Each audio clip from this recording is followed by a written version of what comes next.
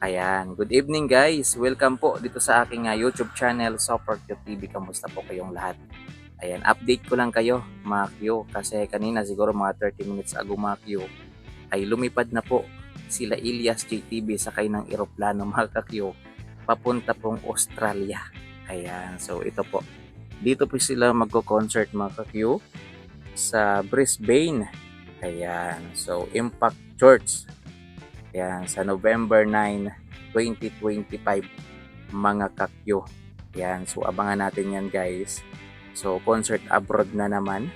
So pero ngayon pa lang guys ay lumipad na sila Ilyas. Ayan, November 6 pa lang ngayon mga Q. Ayan, 6, 7, 8. So may 3 days pa sila mga Q. Ayan, para mag-rehearse doon. So abangan natin yan guys. Ayan, so ito panoorin natin yung pagpunta nila kanina mga ka-Q. So bago pa lang yan guys. Nasa ano pa lang. Ayan yung upload ni Ilyas nasa 35 minutes ago pa lang mga Q. So kakalipad pa lang nila. Ayan, so baka mapansin niyo guys, kulang sila ng dalawa. Yan, hindi ko alam kung nung nangyari kasi wala si Dave at wala si Kindal. Yan, so malay natin guys. Baka susunod sila. So ito panoorin natin. Ahay! Naana dahil may diritanan. So nakasulod namin, no? So sa mga kababayan na to diya sa Brisbane, Australia. So kita-kits dyan. So palipad na kami. Papasok na kami ng airplane. Uhay! Yon! Let's party-party! Wop, wop, wop, wop! Galaw-gaw. Hapit po nabili sa immigration. Mayong gabi diya sa inyo hang tanan. Ang saon man nga nakasulod naman eh. Ito, salamat kayo at sa mga taga Brisbane diha, mga kababayan natin diyan sa Brisbane. Kita-kits po tayo diyan sa November 9. I love you all. Yes. Salamat. Thank you.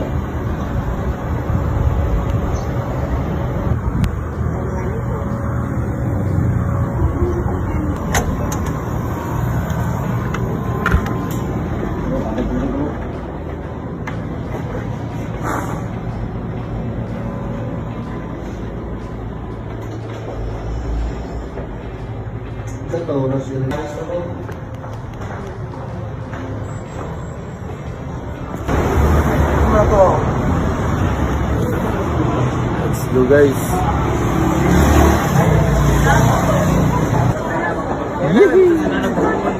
Bayan po. Sa loob ng mga bus terminal. Samla.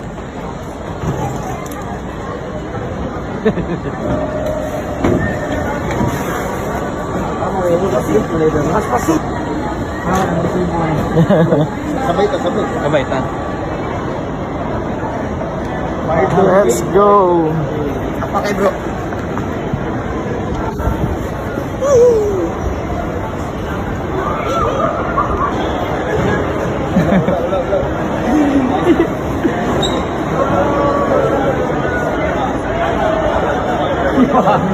Takloy.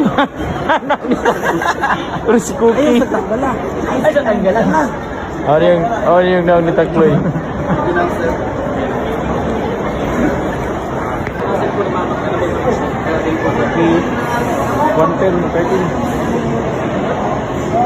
Pinakapaborito mo sa lahat. Pinaka-burrito rin mo, Mastero? Ito na ang gift sa boarding pass. 110. Mag-post ako ba? And kausap yung Aros Caldo guys for mag-travel. Kaya 7 hours pa mo guys. Yay! Timo sa Takloy. Dili. Ayan, grabe. 7 hours yung biyahe mga Q papuntang Australia. Ayan, so kaya kumain muna sila guys bago lumipad mga Q kasi gugutumin talaga sila. So 7 hours ba naman yung biyahe guys? 7 hours sila sa eroplano mga Q. Kaya yan sa mga kababayan natin diyang mga OFW sa Australia po. Ayan, sa Brisbane, abangan nyo po sila Ilyas JTV. Ayan, November 9 na po yan mga Q 2025. Ayan, start po yung concert nila. Ayan, 5:30 PM mga Q. So yun guys, maraming salamat sa panonood. Abang-abang lang kayo mga Q sa mga update natin dito sa ating YouTube channel. mga Q. Yan, para sa mga kaganapan nila Ilyas. Ayan, dito po sa Australia. Ayan, grabe no? Sunod-sunod yung kanilang concert abroad, mga ka-Q. Yan, at ito siguro yung medyo malayo-layo guys, kasi 7 hours yung kanilang biyahe. Yan, para makarating sila doon sa Australia, mga Q. So yun guys, maraming salamat. Yan, in-update ko lang kayo para kahit papaano guys, ay ma-inspire naman kayo. Dahil mayroon na naman tayong aabangan na concert nila sa abroad, mga ka-Q. Panigurado guys, maraming tip na naman ang iuwi nito ng banda. Yan. So hindi ko alam guys kung ano nangyari, bakit wala yung dalawa. Ayan, si Kindal, si Dave. Malalaman natin yan mga Q. Kasi ano pa naman November 9 pa naman. Ayan. So meron pa namang 3 days. Malay natin, susunod po sila mga Q. Baka may mga inaasikaso lang mga Q. So huwag kayong magalala kasi update ko rin kayo. Kasi marami rin nagtatanong kanina sa comment section, bakit wala sila Dave at si Kindal. Ayan. So malay natin guys, susunod sila. Kasi 6 pa lang ngayon, yan, at 9 pa naman yung concert nila. So maraming salamat guys sa panonood. Ingat kayo, God bless po mga